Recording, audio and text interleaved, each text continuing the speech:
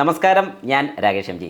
നമ്മുടെ വാഹനം ഓടിച്ച് പഠിക്കുന്ന സമയത്ത്, അതായത് നമ്മളൊരു വാഹനം ഓടിച്ച് പഠിക്കുന്ന സമയത്ത് നമുക്ക് കൂട്ടത്തിൽ ഒരാൾ ഇരിക്കുകയാണെങ്കിൽ നമുക്ക് കുറച്ചുകൂടെ കോൺഫിഡൻസ് കിട്ടാറുണ്ട്. പലർക്കും പല രീതിയാണ്. എന്നാലും കൂട്ടത്തിൽ വാഹനം ഓടിക്കാൻ അറിയാവുന്ന ഒരു വ്യക്തി ഉണ്ടെന്നുണ്ടെങ്കിൽ നമുക്ക് കുറച്ചുകൂടെ കോൺഫിഡൻസ് കൂടുതലാണ്.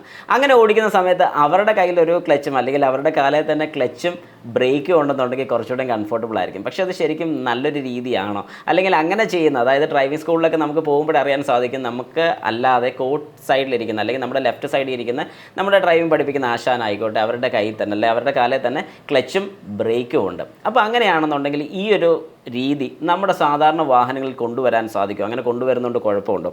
ഇങ്ങനൊരു സംശയം എൻ്റെ ഒരു സബ്സ്ക്രൈബർ ചോദിച്ചിട്ടുണ്ടായിരുന്നു.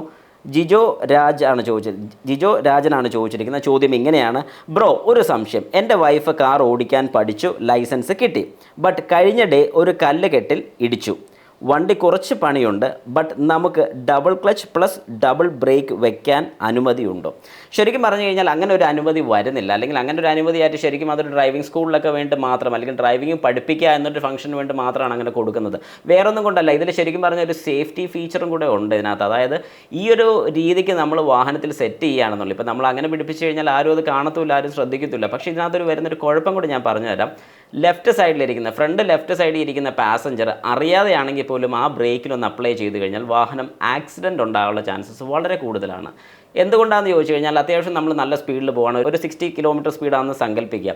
അങ്ങനെ ഒരു 60 കിലോമീറ്റർ സ്പീഡിലൊക്കെ പോകുന്ന സമയത്ത് ഒരു വളവ് തിരിക്കുമ്പോഴാണ് ഈ ലെഫ്റ്റ് സൈഡിൽ ഇരിക്കുന്ന ആൾ ബ്രേക്ക് ചവിട്ടുന്നെങ്കിൽ വാഹനം മറിഞ്ഞു പോകാനുള്ള ടെൻഡൻസി വരാനകത്ത് കൂടുതലാണ്. അതുകൊണ്ട് കഴിവതും ഞാനത് റെക്കമെൻഡ് ചെയ്യത്തില്ല.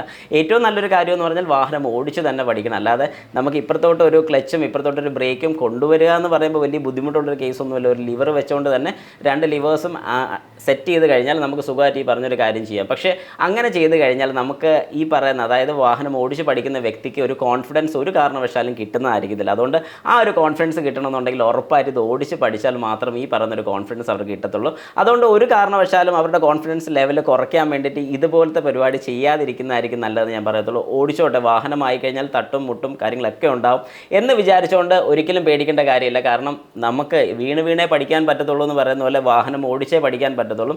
ഓടിച്ച് തന്നെ പഠിക്കട്ടെ. ചെറുതായിട്ടൊരു തട്ടുമുട്ടുമൊക്കെ ഉണ്ടായെന്ന് വിചാരിച്ച് പിന്നെ അത് ഓടിക്കാതിരിക്കുക, അല്ലെങ്കിൽ ആ ഒരു പേടി മനസ്സിൽ കിടന്നു കഴിഞ്ഞാൽ ഒരു കാരണവശാലും പിന്നെ നമുക്ക് ഓടിക്കാൻ സാധിക്കുന്നതായിരിക്കില്ല. അതുകൊണ്ട് നിങ്ങളുടെ മനസ്സിൽ ഈ ഒരു കാര്യം വേണം. ഉറപ്പായിട്ടും ഈ ഒരു കാര്യം ഇപ്പം തന്നെ ഷെയർ ചെയ്ത് പറഞ്ഞു കൊടുക്കണം. അതായത് അങ്ങനെ ഒരു ഓപ്ഷൻ വേണ്ട, നീ നന്നായിട്ട് ഓടിക്കുക, അല്ലെങ്കിൽ ഓടിക്കുന്നതാണ് ഏറ്റവും നല്ലതെന്ന് എല്ലാ വ്യക്തികളോടും, അതായത് വാഹനം ഓടിക്കുന്ന എല്ലാ വ്യക്തികളോടും നിങ്ങൾ പറയണം.